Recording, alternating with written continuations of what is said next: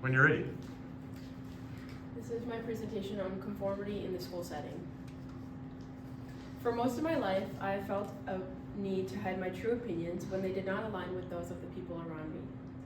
After reading an artifact last year about conformity in the fast fashion industry, I figured I was probably not alone in this fear of being judged for having differing views. That artifact showed me that people are afraid to be judged and they always want to fit in, especially when it comes to fashion. People would naturally throw away their identity in order to fit into society's mold. Growing up in a politically split household, I had learned to keep the peace. Later on in my life, around freshman year of high school, was when I started feeling a need to think the same as my friends. I hid my music tastes, my political beliefs, and just about anything else that might set me apart, all because I was afraid to think differently. My mind was pretty much blank when I registered for AP Research. I wasn't sure of my question until everything clicked. The conformity article had been on my radar, but I hadn't given it too much thought. During the summer, I had the realization that conformity heavily impacted my life. This is when I began studying the guides for my question. All I knew was that I wanted the question to focus on my community, and I wanted the study to involve people. Taking inspiration from the artifact and following my set guides for my question began as, do BSM students and staff feel pressure to conform? While this phrasing was specific about who I would be targeting, it lacked specificity regarding what exactly people felt pressured to do. This is why I decided to narrow down my question to be as specific as possible. Do BSM students and faculty feel pressure to conform to the ideas and opinions of their peers? The main goal of my project was to initially simply prove that there is a pressure in the community to think and or act a certain way. As a BSM student myself, I can think of many times when I hid my true beliefs to keep the peace in my friend group or get a good grade on an essay. Another goal came up, and it was to determine just how much people were willing to hide just to fit in. Before assessing the problem, we first needed evidence to prove that a problem existed, and that is what I aim to do with my research. Because of my personal connection to the topic, I was fairly certain that most people at BSM had felt pressure to conform at some point. My initial assumption was that my feelings were normal and other people also felt pressure to hide their true thoughts. Another point that backed my assumption came from an article from Psychology Today titled Conformity. It was explained in this artifact that as humans, a desire to fit in is hardwired into our brains. Taking into account my personal experience along with further research, I hypothesized that BSM students and faculty feel pressure to conform to the ideas and opinions of their peers. This is an overview of my method and the steps that it was broken down into. One of my favorite aspects of AP Seminar was that we became experts on every topic we discussed. Because of this, I knew going into my project that I first needed to know everything there was to know about conformity. I started by simply finding a definition. According to Merriam-Webster, conformity is action in accordance with some specified standard or authority. I then branched out my research by researching the three main types of conformity, which are identification, internalization, and compliance. After determining that compliance was the type that best aligned with my question, I gathered a plethora of information on how society fueled this type of conformity and how it affects us as people. Since my question will be answered with qualitative data rather than quantitative data, I needed a study that would provide measurable results. My study was heavily inspired by a YouTube channel called Jubilee. This account has a ton of different series from confessing your deepest, darkest secrets to ranking strangers on a scale of 1 through 10 based on attractiveness. The one series that stood out to me was called Spectrum. In the Spectrum video, they select a group of people that all have something big in common, whether that's race, gender, social class, etc. The people are then brought into a room with 7 rows of tape lining the floor. The middle line represents a neutral stance, the right represents agreement, and the left represents disagreement. There are 3 lines on either side of the neutral line to show the strength of your opinion. For example, if you strongly disagree with the statement, you would go furthest to the right, whereas if you only slightly agreed, you would go to the second or third from the right. Everyone starts in the middle, and then they hear the statements and move to whatever line properly expresses their opinion. After settling on a line, the people elaborate on why they stood where they did. The statements are somewhat controversial, which leads to discussion and honestly some judgment among the group. I realized that this process, with some adjustments, could help me to find an answer to my question. I knew going into it that my participants would be people within the BSM community, but I had to narrow down exactly who I was going to be studying. I was originally going to study junior high students, senior high students, and teachers.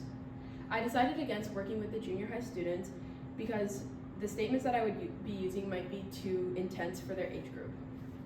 My final group of participants was mostly senior high students with some teachers. I started by sending a Google form to the entire senior high school and all of the teachers asking if they would be willing to participate in a study about conformity. Initially, 100 people were willing to participate, but for varying reasons, I ended up with only 15 people in my study. In order to turn my observations into usable data while keeping my study ethical, I needed the subjects to be aware that their responses were being used in my project. Once I had a good group of participants, I printed out and hand-delivered consent forms that would need to be signed by both them and their parents. This consent form stated the purpose of my study, the process they would be involved in, and then explained that their responses would be collected and used to answer my question. 2 surveys were sent out. The first was completely anonymous. Nobody, including myself, could see their responses given by the participants. The second was public. Their emails were recorded and their names were attached to their responses. This was made very clear to the participants in order to keep everything accurate. The surveys were made out of the same 20 statements, all being somewhat controversial. Participants were asked to choose whether they strongly agreed, remained neutral, disagreed, or strongly disagreed with the statement. In order to ensure that participants couldn't simply click through the questions, answering the same as they did in the first survey, the statements were put in a new random order and were reworded in the second survey.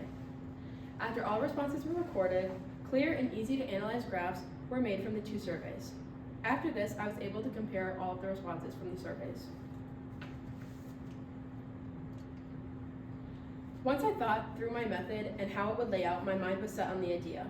There are 3 main reasons why my method was the correct process to find an answer to my question. The first reason is that it provides measurable results.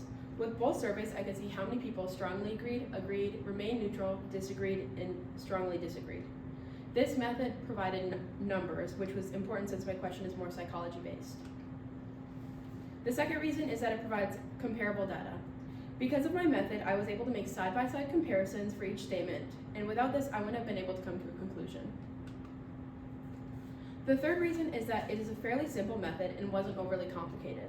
Since my method was laid out and taken step by step, I didn't get overwhelmed, which helped keep my data organized. There was an advantage to having a psychology-related question, and that was that the data I was collecting didn't involve too many numbers or too much math, and it wasn't too complicated. And the fact that it wasn't overly complicated was what kept my research going smoothly. My research was not by any means perfect. There were a lot of holes and gaps that I needed to fill. In the end, I'm happy with my findings, but know that they could have been more accurate. The 5 main limitations were participants, method, age, accuracy, and time management. After sending out the initial Google form, I had about 100 people that were not only willing but eager to participate. Sadly, quite a few people dropped out, and while that was disappointing, it wasn't a main setback in my project. What really hindered my research was the people that ghosted me. These are the people that ignored my emails, failed to turn in consent forms, and failed to complete the surveys. It was less about the number of participants and more about the time wasted waiting for people that never ended up coming through. There was a limitation within my method, caused in part by the lack of time. The fact that my surveys were online rather than in person creates an inconsistency of sorts because it's harder to get the full vulnerability effect that you could get by doing the surveys in person. The participants were told that people could see their responses for the second survey, but they didn't have to make a clear selection in front of people. The reason this happened was partly because in-person surveys would take weeks to make happen, but also because getting surveys organized to fit within 15 people's schedules is near impossible. Another limitation was the age of my participants. Junior high students were excluded from my survey because I would have had to ask them a completely new set of questions due to their age and the intensity level of the questions. Since only 5 of the participants were teachers, I feel as though it would have been better to cut teachers completely from my study so that I could further focus in on just senior high students at Benilde. Perhaps one of the biggest limitations of my project was the fact that it could never be fully accurate. There is no 100% guarantee that no participant lied or hid their full truth on the anonymous survey. This leaves me with an uncomfortably large margin of error. Time management has never been my strength. This became painfully obvious and especially limiting during this project. Staying on top of things is beyond important because it's one of the factors that determines whether or not you will be able to get really good results. My lack of time management led to the electronic surveys and had some sort of influence on most of my limitations. If I could go back and do it all again, I would make myself stay on task so that it's less rushed, more accurate, and less stressful.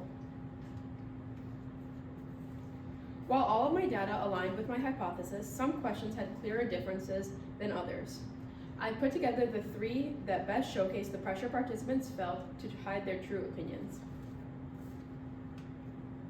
For this one, the statement on the anonymous survey was, birth control should be offered as an over-the-counter medication, while in the public survey, the statement was, birth control should not be offered as an over-the-counter medication. In both surveys, 1 means it should be offered and 5 means it should not. In both surveys, most people were against birth control as an over-the-counter medication, but in the anonymous survey, the responses were more intensely against it. The statement on the anonymous survey was, racism occurs at BSM, and on the public survey, the statement was, racism does not occur at BSM. In both surveys, 1 meant it does occur and 5 meant it doesn't. This statement is a bit clearer than the last one. 1 participant felt more comfortable in the anonymous survey, saying that they neither agree nor disagree, and 1 even felt comfortable enough to slightly disagree that racism occurs at BSM. The statement on the anonymous survey was, kneeling during the national anthem is an appropriate form of protest, while on the public survey it said it was an inappropriate form of protest. In both surveys, 1 meant it was inappropriate and 5 meant it was appropriate. This statement had the biggest difference between surveys out of all the other questions. People were fairly neutral. Publicly, people were fairly neutral, while in the anonymous survey, people favored the side that said it was an appropriate form of protest. To analyze my data, I turned the responses to each question on both surveys into column graphs. From there, I was able to take the graphs from each survey and compare them. This way, I was getting side-by-side results between the anonymous and the public surveys. This allowed me to better visualize the extremity of the conformity that was happening in the study. After looking at the side-by-side comparisons of each question, I was able to determine a trend. There were no questions that remained consistent throughout both surveys, which heavily implies that my hypothesis was correct and there is a pressure to conform at BSM. Another observation I made while analyzing the data was that the more controversial the question, the more variety in the results. For example, the change was fairly extreme in the statement about kneeling during the national anthem, while there wasn't much change in the statement about birth control as an over-the-counter medication. While both are controversial, one topic was heavily discussed over media and the other remains a woman's issue. I started my research with the intention of figuring out whether or not I was alone in my fear of being judged for having differing opinions. The truth is, we are all human and we all want to be accepted. I was never alone in wanting to be accepted by those around me. That being said, my research does indicate that there is a pressure to conform at BSM. This could be nature and just our brains telling us what to think and to think what everybody else thinks, but it was a step in the direction of finding a clearer answer. I can't tell you whether or not people feel more pressure at our school than others to conform, but I can tell you that based on the participants in my study, there is in fact a pressure to change your beliefs to better align with those around you. Going forward, my research has opened the door to discover more about conformity in school settings. My hope is that one day we will be able to eliminate some of the pressure teens feel to hide their true selves out of fear. These are my resources.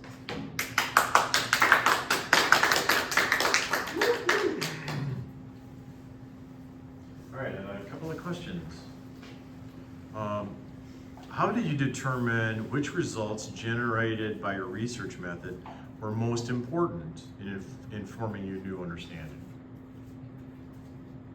The most important information out of the data I collected was the difference in responses under each question. For example, in a question where I have 5 people strongly agreeing and 10 people remaining neutral on the public survey, and then 10 people strongly disagreeing and 5 people strongly agreeing on the anonymous survey, I'm going to care a lot less about the actual responses and more about the heavy shift from 0 to 10 people strongly disagreeing and 10 to 0 people remaining neutral. Okay. What are the real world implications or consequences related to your findings? My findings implicated that there is a pressure on teens to hide their true selves for the sake of fitting in. This is an issue because going forward, if there's no individuality in the world, there won't be multiple approaches to the big questions. When everyone and their beliefs fit into the same mold, there's only one way to look at things, and the world would become very dull. Okay. What was the most important research skill you developed as a result of this process, and how might you apply it to your future endeavors? I learned a lot about how I can get myself to focus on what needs to be done and actually get it done in a timely manner. I will apply this to the rest of my life because I've learned what works for me and what helps me to procrastinate less. Okay. Thank you. Another round of applause.